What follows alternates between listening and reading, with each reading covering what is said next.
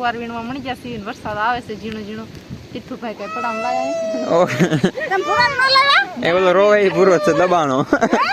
બધાને જય માતાજી. અત્યારમાં જો મસ્ત મજાના તૈયાર થઈ જશે અને ઘરનું કામ પણ બધું થઈ ગયું છે. અને અત્યારે દિશામાના વ્રત આવે છે એટલે અમારે દિશામાની સ્થાપના ઘરે કરી છે અને અમારા સાસુમાં દિશામાના વ્રત રહેશે એટલે આપણે દિશામાની વાર્તા કરવાની છે અત્યારમાં. એટલે હાલો આપણે વાર્તા સાંભળવા બેસી જઈએ. હાલો તીથુભાઈ.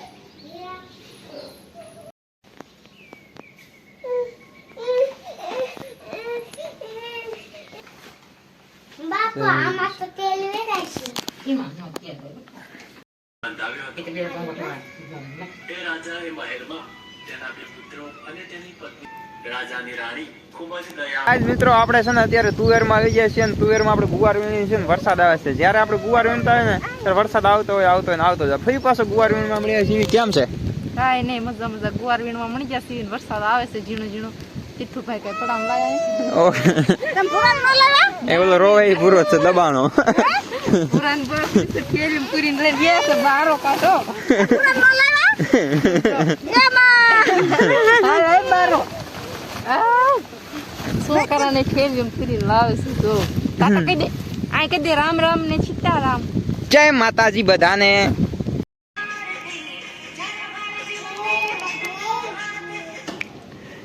ભાઈ આ પેંડા ભાઈ આ ખોલો ભાઈ. આ છે માંડવીના બટકા ખોખા પાક અને આમાં છે પેંડા કેળા સેવડો વેવડી એવું બધું છે.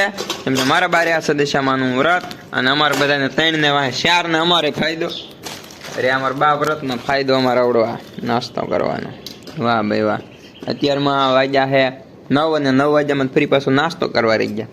2 તો રોટલી પેટમાં પડી ગઈ અને પછી આવો નાસ્તો હોત મળી ગયો. વાહ ભાઈ વાહ.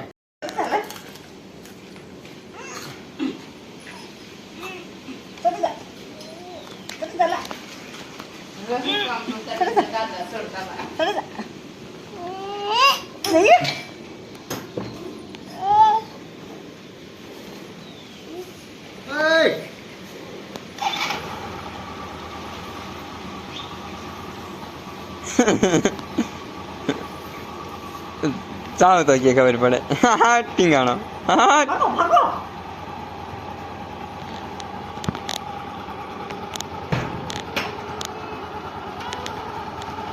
હવે આવો.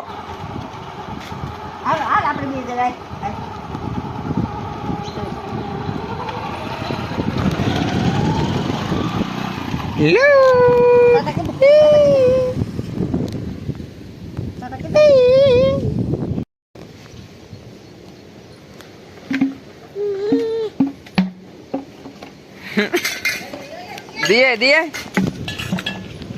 સાંગા હા દિયે જા.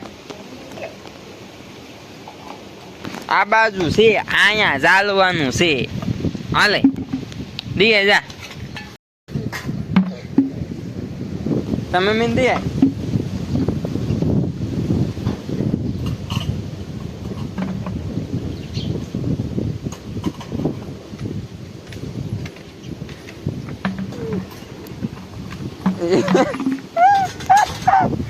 બહુ મહેનત પડે.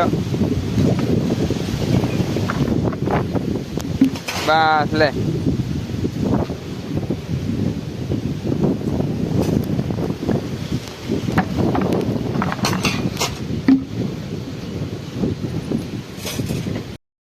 ભાઈ મિત્રો હમણાંથી આપણે સતત ખેતીમાં મહેનત કરીને આપણી મહેનત પણ રંગ લાવી છે. અને જો આપણી માઇન્ડ બી મસ્ત મજાની થઈને પાટલા પણ ભળી ગયા છે. શરૂઆતમાં નિંદામણનું કામ ને એવું બધું કામ હતું ત્યારે માંડવીનું દેખાવ નહોતો આવતો. આનો આગલો બ્લોગ જ આપણે ચડાવ્યો છે. એમાં તમે જોજો માંડવી જરા પણ દેખાતી નહીં હોય. સાવ બેકાર માંડવી હતી.